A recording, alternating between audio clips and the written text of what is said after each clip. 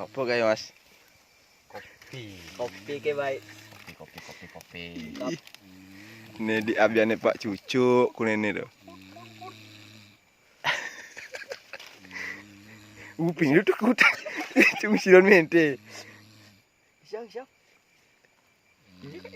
Tuh mau celap turun.